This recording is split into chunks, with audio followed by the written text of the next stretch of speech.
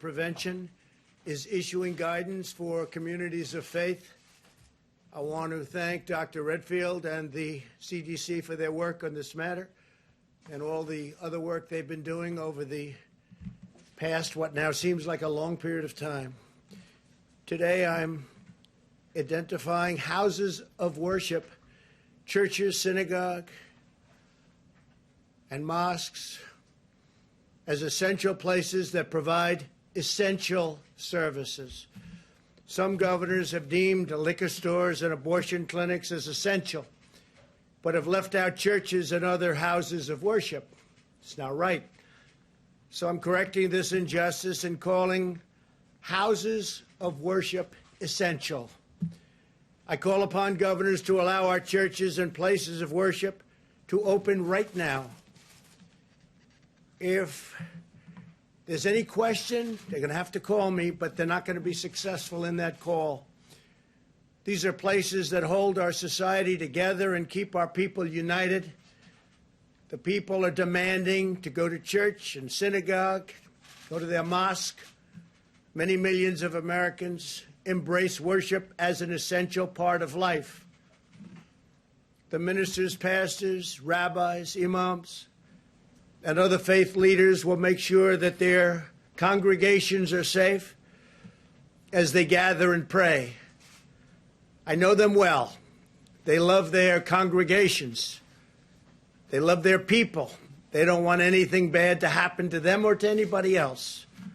The governors need to do the right thing and allow these very important, essential places of faith to open right now for this weekend.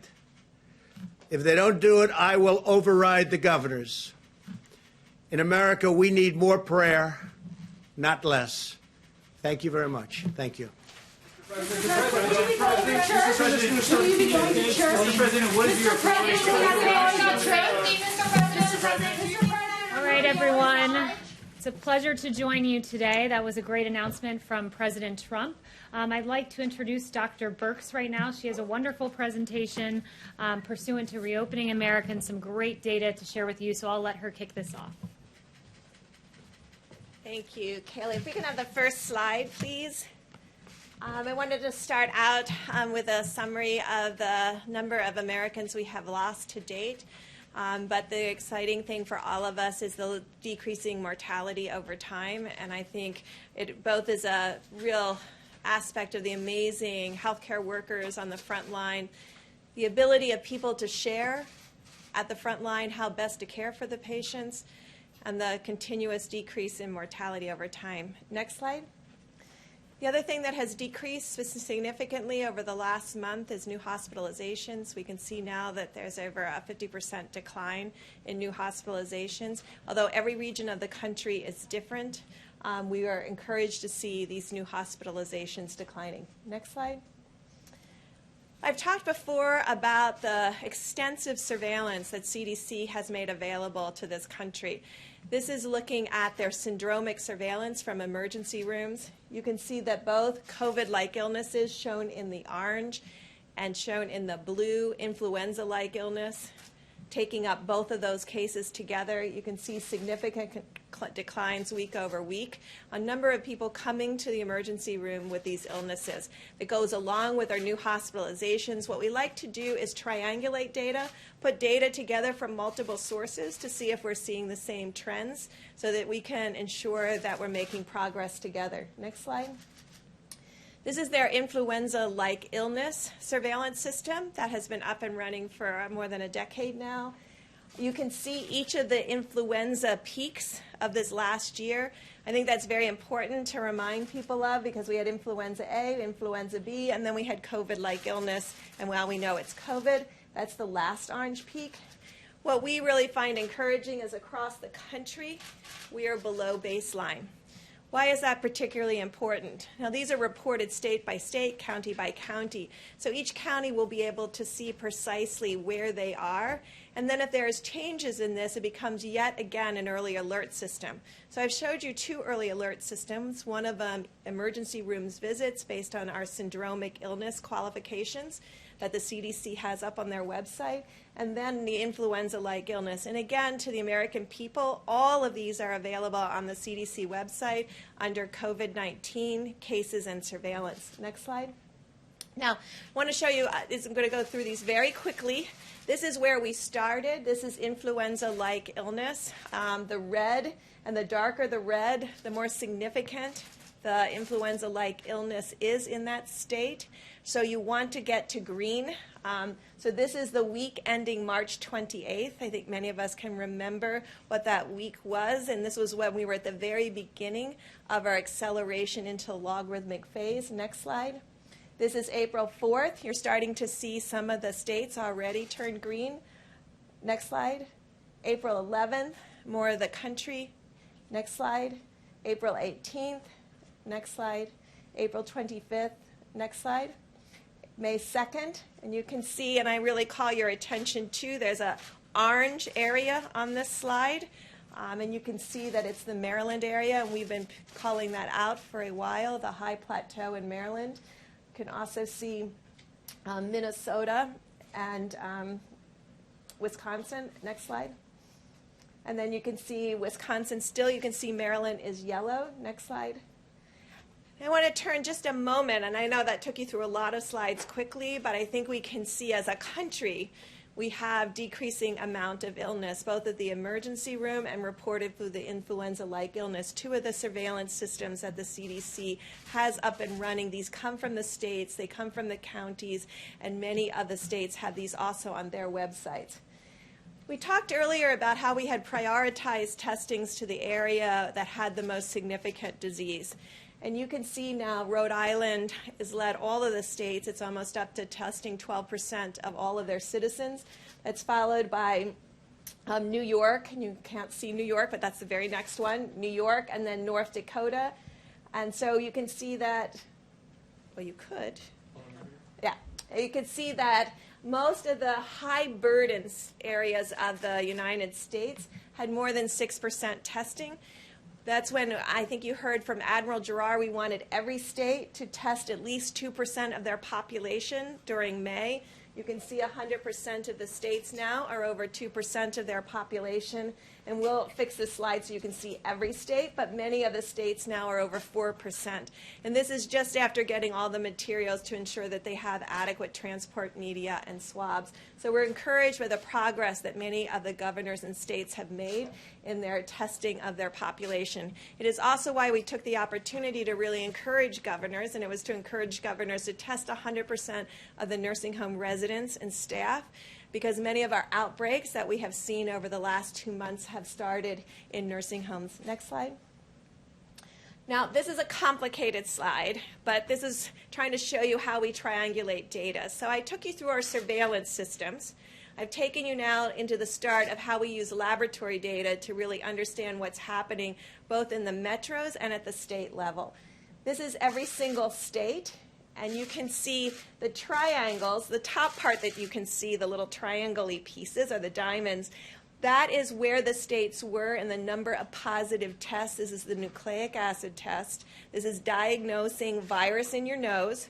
You can see where it was 30 days ago and where it is now by the red squares. You can see a dramatic decline across the states, and indeed, New York City just 6 weeks ago was almost 40%. It is now for the first time as a New York state under 10%. And so this is the progress that we're making in both expanding testing, finding more people, but ensuring that we're getting testing rates at about 10%. This line is 10%. So 42 states are now have less than 10% test positive on a rolling 7-day average. Now, again, I'm going to call your attention to the top 3 states, the top 3 states with the largest percent, and this is so you can all make your decisions about going outside and social distancing, potentially playing golf if you're very careful and you don't touch the flags and all of those issues, playing tennis with marked balls with just one other person so you're only touching your ball. We found really people who enjoy sports have been able to really adjust to social distancing, but you can see the top 3 states are Maryland, the district, and Virginia. And so there is still significant virus circulating here. That is followed by Nebraska, Illinois because of Chicago, and what we've talked about before about Minnesota. So those are our top states as far as still having high number of test positives. When I say high number of test positives, they're all under 20%. If I had shown you this slide 4 weeks ago, half of the country would have been over 20%. So this also shows progress, but also very clearly about the region we're living in right now with disease. Next slide. Now, I wanted you to see this as a metro because that's at a state level. So we look at this in multiple different ways. The number one metro with the highest positivity rate is the District of Columbia, which includes Northern Virginia and Maryland, Montgomery County, and PG County. That is followed by Baltimore, Chicago, and Minneapolis. And so these are the places where we have seen really a stalling or an increase of cases, as in Minneapolis. You can see all the other metros. All the other metros are almost all exclusively below 10%. So we see this as great progress across the board in the metro areas. Next slide. So we also look at daily cases and daily case numbers, and I know that you all know that that's a very erratic, and it depends sometimes on how the tests were reported, how the case were reported, and so you often have to look at it over a 3 or 7 day period. This is looking at daily cases on a 7-day rolling average. You can see the number one at the top peak that has now come down dramatically is the New York metro area. Underneath that, you can see our concerns about Chicago and our concern in the yellow line of the Washington, D.C. area, because these are two areas that went through their logarithmic phase and are now at a high plateau with an unchanging number of cases day over day. That's the orange line and the yellow line. You can see that the daily case numbers per 100,000 are below the yellow line and the orange line of Washington, D.C. and Chicago. And that's New York and Boston and many of the others. Providence is also up as a per 100,000. And that's the way we like to look at it because we can really then understand it in relationship to populations. The other groups that have very low levels that once had a peak, this is Detroit, very low level now. This is Boston in the gray, which has come way down also. And you can see down here is Atlanta and Miami. Next slide. Now, sometimes, and I think recently there have been publications about where the world was before we started the Stop the Spread and before many states shut down. And just to take you back to that moment, on March 14th, before Stop the Spread, this is showing New York. I didn't even put March 14th on there because New York on March 14th had less than 50 cases reported. Chicago had less than 10. Washington had less than 10. LA had less than 20. The large state at that time that had a significant number of cases was the Washington area, Washington state, which had 100 cases. On March 14th, we had about 500 cases distributed around the United States, not in any dramatic hotspot per se, but the majority of those cases and the hotspot at that moment was Washington state. This is how the New York metro area, which includes obviously northern New Jersey, northern parts of Pennsylvania, parts of Connecticut and Rhode Island, and the dramatic decline that they've had in the number of cases. And I know you know that also mortality has started to decrease in that northern New Jersey and New York area. Next slide. But I wanted you to see how we bring all this information together on a daily basis. The red line in this graphic are the emergency room visits. So those are the syndromic visits that I discussed with you at the beginning. The blue line is the test positive, and again, it's very erratic because of the reporting of when cases sometimes from the entire weekend are added on a Monday morning. And then you can see the actual case numbers in the black bars. And so that's how we bring everything together. And what we want to see is all of the items trending down. We want to see the number of positives that you find because we really have states now looking for asymptomatic cases. So we want to ensure that both asymptomatic cases, symptomatic cases are all declining as shown in the blue line, that emergency room visits are declining and the actual case numbers are declining together. And of course, then there's mortality behind that in the green lines that are green bars that are hard for you to see. Next slide.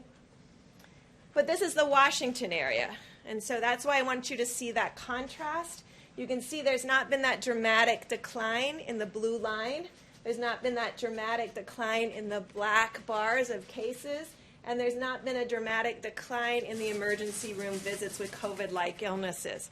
So even though Washington has remained closed, LA has remained closed, Chicago has remained closed, we still see these ongoing cases. And I've asked the CDC, and the CDC is working with the local areas in Chicago and this area in LA to really understand where are these new cases coming from and what do we need to do to prevent them in the future. Next slide. This is Chicago, again, just to show you going up into this high plateau that has been fairly persistent. Next slide. And this is Los Angeles. So you can get a flavor of where we have concerns, of where cities have remained closed and metros that have remained closed but have still persistent high number of cases. Next slide. So then I wanted to talk to you about outbreaks, because throughout this all, there's been a large part of America that has been in many states that have been really finding their outbreaks, containing those outbreaks by testing everyone and doing contact tracing, and then stopping them and stopping those outbreaks in their tracks, what we have been talking about everybody being able to do across the United States. And so this illustrates the counties that have had a 100% increase in new cases over the last 3 days. Now, the reason I wanted to show this is because I see more and more graphics out there that talk about cases going up versus cases going down. Just to give you an example of Wyoming, and I think many of the groups now have Wyoming as a red state of cases going up. Wyoming 3 days ago had 5 cases confirmed, and yesterday had 9. So they qualify almost and show up as this large increase. It's a good alert for us. We immediately look and see what exactly is happening at the state website. But you can see when you have very low number of cases, you can have a doubling from 5 to 10 number of cases and show up as a 100% increase. And so each of these have to be investigated separately to really understand what this is. It is the way we find outbreaks in prisons. It's the way we have been finding outbreaks in nursing homes. And we have this graphic. It goes through all of the counties as well as, next slide. So this is one state's analysis.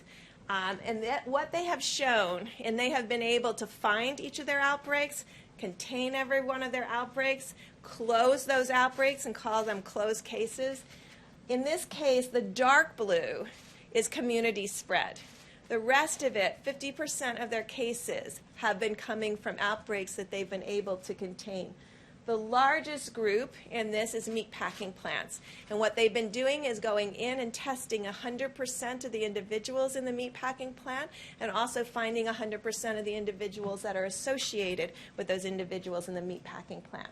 They've been able to go into group housing, social gatherings. So just as we discuss all of this, and when you go out for this weekend of Memorial Day and you want to do some kind of social gathering, it's very important to maintain that 6 feet distance and very important to have your mask with you in case that 6 feet distance cannot be maintained. But it also talks about long-term care facilities. Now, interestingly enough, 50% of their total cases, since they've been tracking, came from these outbreaks.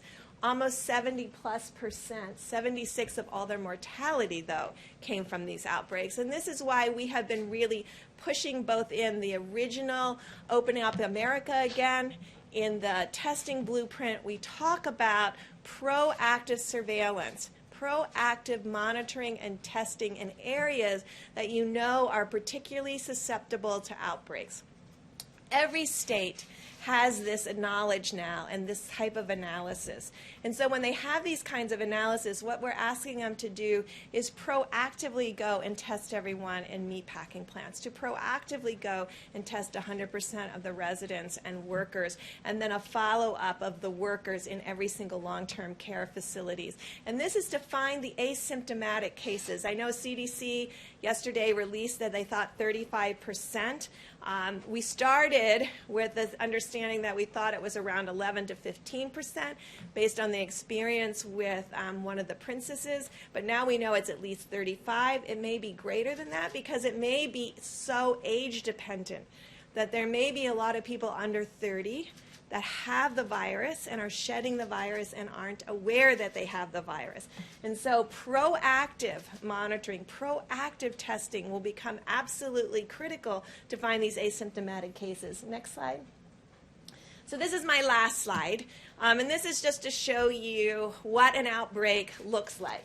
So if you look at this axis, it's normalized through 100,000 population. But you can see this is what we want to see. We want to see very low case number. We want to see that they've identified an outbreak. They've tested 100%. They've contained 100%. And then they don't find any more cases. And so this is what's happening across the country, county by county. This is a county map to really show you the work that's going on. And since the last 2 months, we've gone from, I think, less than 4,000 contact tracers to nearly 50,000 contact tracers. And this is what's been happening behind the scenes. But I really want to applaud the governors and state and the health and local, the health commissioners and the local health departments who have really been working quietly in an unassuming way to really find these cases, track these cases, isolate these cases, and ensure there's no additional spread. And you can see in many of these instances, they've gone more than 2 weeks without any additional spread. And so this is what we are hoping goes across the United States. Now, we all have to admit it's going to be much more difficult in metro areas because you have to really identify where are those asymptomatic cases and how will you find them. And it's why there's been a lot of additional resources going into disadvantaged areas and to the federal community clinics to be able to proactively be able to test for this virus and find asymptomatic individuals. When someone gets sick with COVID, excuse me, when someone gets sick with COVID, you've heard the cases. Some of them have very high fevers. And so they're not out walking around. So they may have been shedding virus for 1 or 2 days before they got significantly ill and they had to be in bed because they felt so terrible.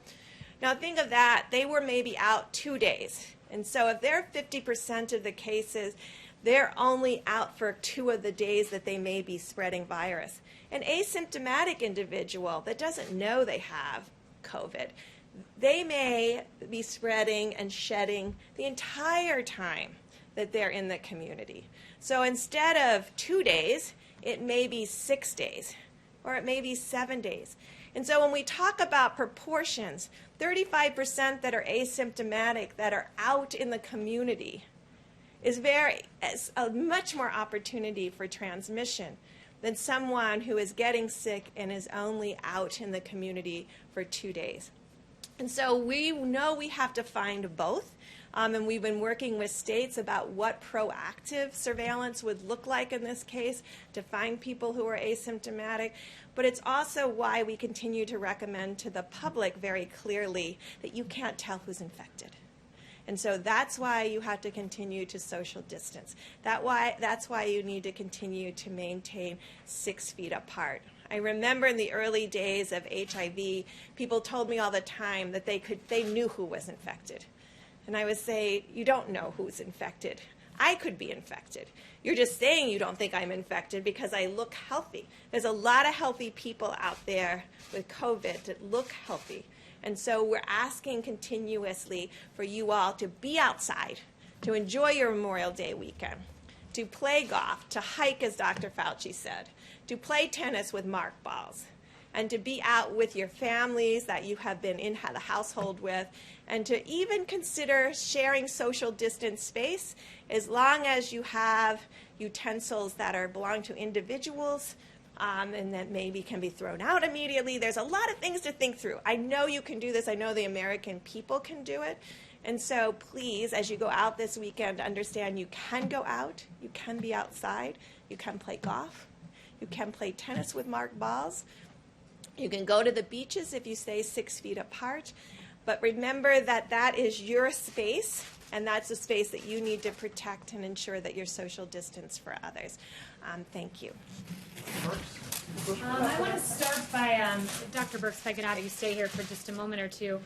Zeke, I believe you emailed me a question about nursing homes and testing this morning. If you want to ask it, I'll have Dr. Birx give you an answer. I think that's great. Thank you. Dr. Birx, last week, or sorry, 2 weeks ago, you and Vice President Trump, you wanted 100% of nursing home residents and staff tested within 2 weeks. Most states aren't going to meet that. Some 2 weeks later haven't even started to try, saying it's impractical and feasible. Are you disappointed? And also, what are the consequences of that inaction? No, I know many of you don't know me. I'm a very aspirational and hopeful person that like to put out challenges because I think that's what needs to be done. You know, we've had it in the Open Up America guidance where we asked them to test all the nursing homes, nursing home residents and workers. We know that that group is very susceptible and has significant mortality. And so we continue to ask the states. We always look at the side of the ones who haven't been able to get it done. There are some that are getting it done. And I think what we will learn is from those who were able to get it done, how to do this more efficiently and effectively so that we can work together to ensure that not only we have the baseline testing, but we continuously test the workers within the homes to prevent any asymptomatic spread back to the residents once we show they're negative. We only have 1 million nursing home residents. We're testing way over 1 million people per week, getting closer to over 2 million people a week. So over that 4 million per 2 weeks, I was hoping that 1 million of those could be our nursing home residents. I think week over week as we see testing expand, it's not going to just be, and it's why I keep coming back to this, it's not the number of people you have tested. We see this all the time with other diseases. We have a lot of worried well that will come back frequently to get tested. We want to test, and we want states testing in areas where we know there's higher vulnerability to susceptibility to worse outcomes, like our nursing homes, areas where we know there have been outbreaks, such as prisons, meatpacking plants, particularly areas where people are transported to plants together or live together in a single residence or multiple residents, but there's multiple group home kind of housing situations.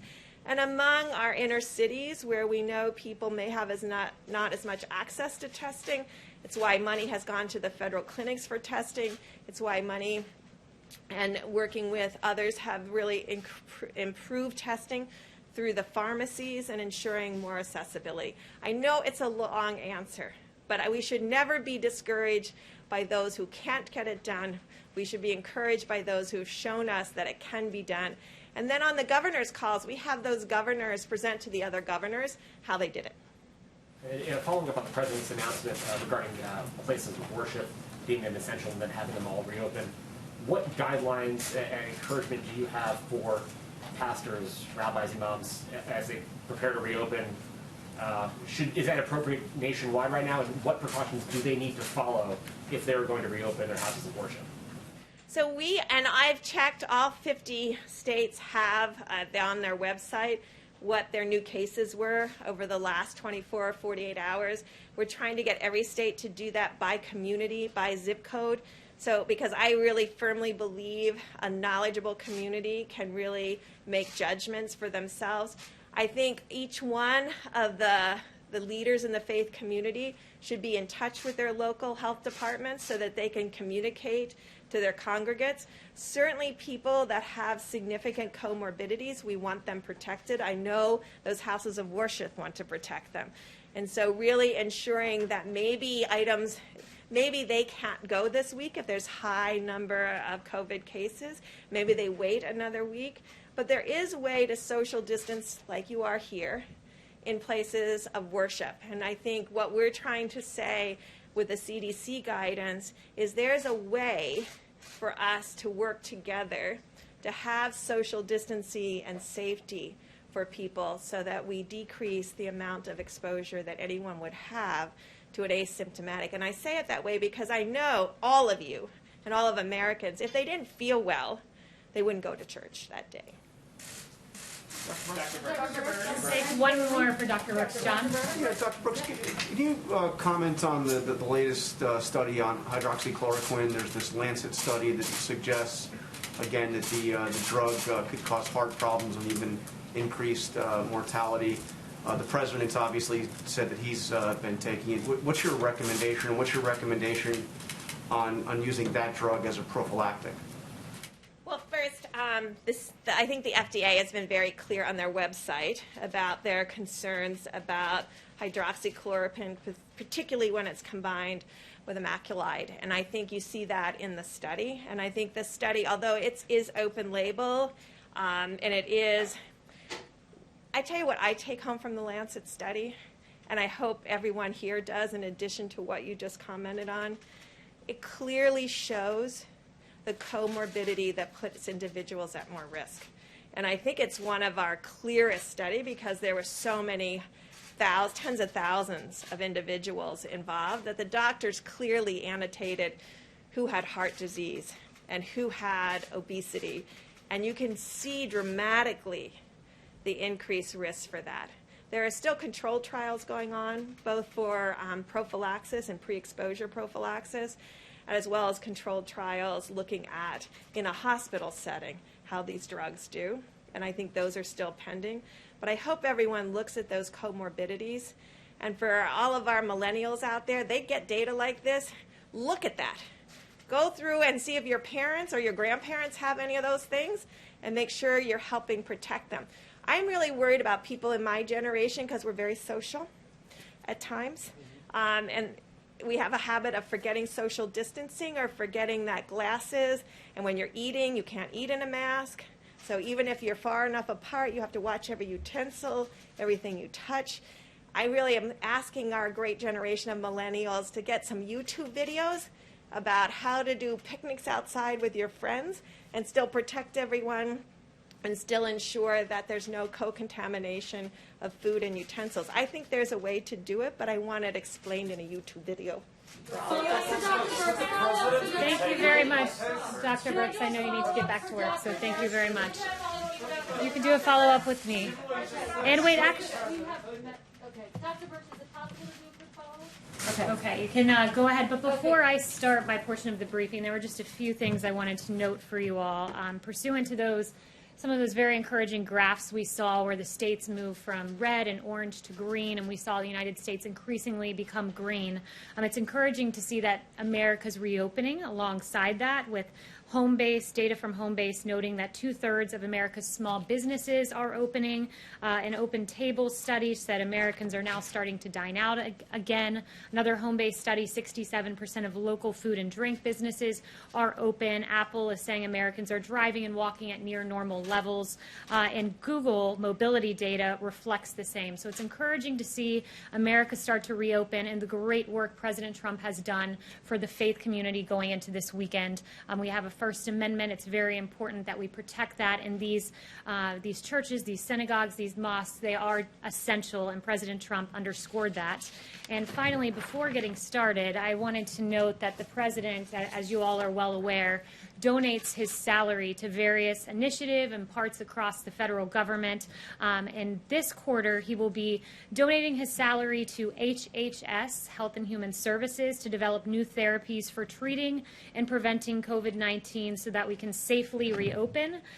Here is the check, amounted to $100,000 that will go directly from President Trump and his paycheck that he does not take, but rather donates it to various noble initiatives, including in honor of COVID this time and those who have passed and the studies underway. He'll be donating it to HHS. And with that, I will take questions from you all. Haley, Yes. a couple of questions to follow up on the president's announcement. First, just to clarify, he came out and said, I'm calling upon governors to allow churches and places of worship to open up right now. Dr. Birx just said in areas where they have high cases of COVID-19, maybe they should think about waiting a week. So which is it, and why the mixed messaging? That's up to the governors. As it's said in our guidance, we note that while many types of gatherings are important for civic and economic well-being, religious worship has particularly profound significance to communities and individuals, including as a right protected by the First Amendment. The president wants to see these communities open. Dr. Birx was integral to making these guidelines, and they lay out a pretty clear path for faith communities to reopen. The president said he's going to override the governors. Under what authority would he do that? And to your point, he said several weeks ago, this is all up to the governors. Well, I think you're posing a hypothetical, and I think we can all hope that we see governors. He would override the governors. You're posing a hypothetical, though. You're assuming that governors are going to keep churches shut down and keep mosques shut down and keep synagogues shut down. That is a hypothetical question, and we will leave it to these faith communities to reopen. Said if governors don't We'll listen leave it to to him, faith he's gonna communities to override their reopen. authority. And Kristen, I think we can all hope that this Sunday people are allowed to pray to their gods across this country. That's a good thing. And I'd also note there's detailed guidance in here about the way that you can clean your facilities, promote social distancing. So this is something that we should all look at and be thankful that we are encouraging these faith communities to reopen and do so in a safe way. And we'll leave it to parishes to open in a safe fashion. What Yes. authority is the president referencing? Does the White House now support these churches that are defying governor's orders and opening up? The president's been very clear. He wants churches to reopen. He wants them to do it safely. He wants them to do it in accordance with our guidance. It's laid out very detailed. It's posted now, so you can all take a look through it. And he wants to see all of those churches open in a safe fashion. The governor does not allow that. Does the White House support churches defying these executive orders? The president's been very clear. He wants to see churches reopen in accordance with his guidelines. The answer is yes. I just gave you an answer. The president would like churches to reopen and do it in accordance with the What specific guidelines. provision of federal law allows the president to override a The governor's president will decision? strongly encourage every governor to allow their churches to reopen. And boy, it's interesting to be in a room that desperately wants to seem to see these churches and houses of worship stay The closed. president said Yes, that he yes. has that. Haley, I object to that. I mean, I go to church. I'm dying to go back to church. The question that we're asking you and would like to have asked the president and Dr. Birx is it safe? And if it's not safe, is the president trying to encourage that, or does the president agree with Dr. Birx that people should wait? Jeff, it is safe to reopen your churches if you do so in accordance with the guidelines, which are laid out very stringent detail here about promoting hygiene practices, and there are 5 bullet points, and cloth face coverings. If social distancing is not possible, it's recommended. Intensifying cleanings, promoting social distance, we lay them out meticulously.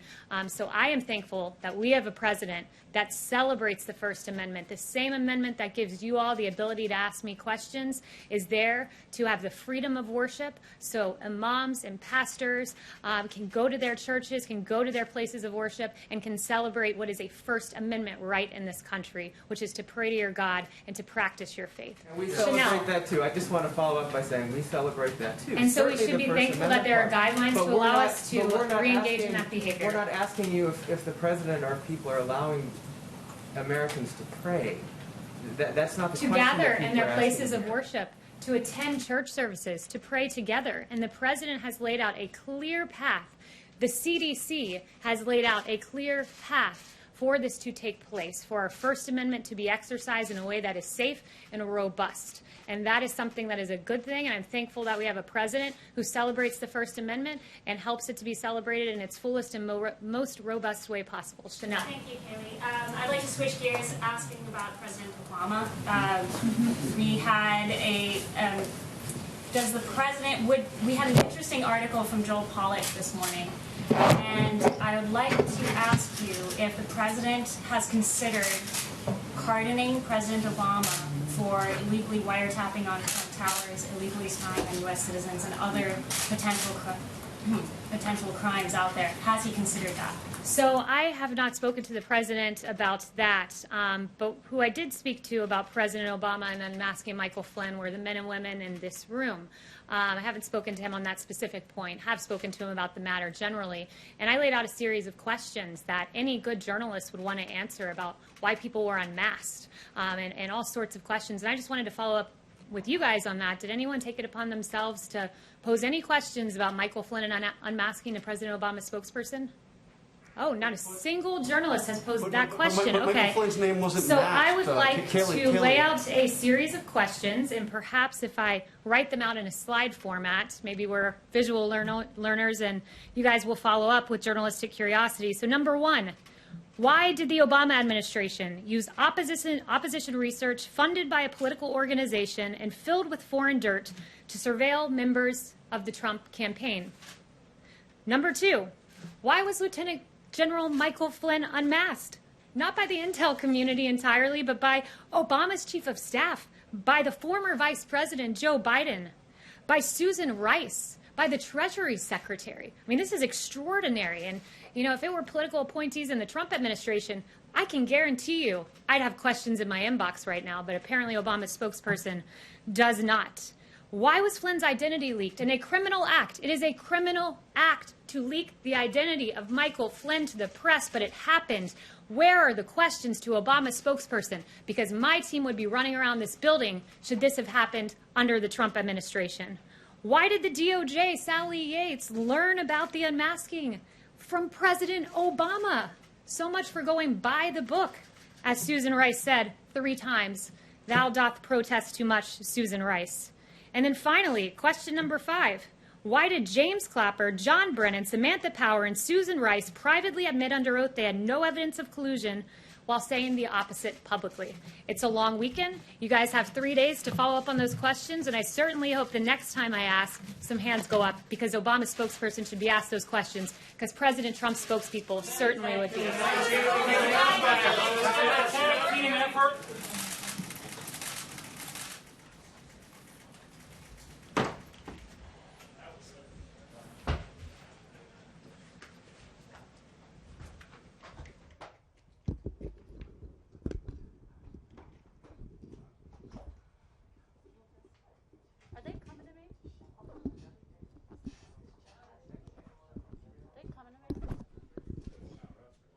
Sal, do you think they're coming to me?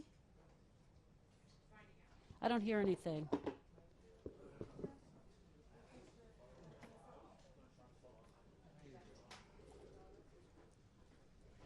Testing 1 2.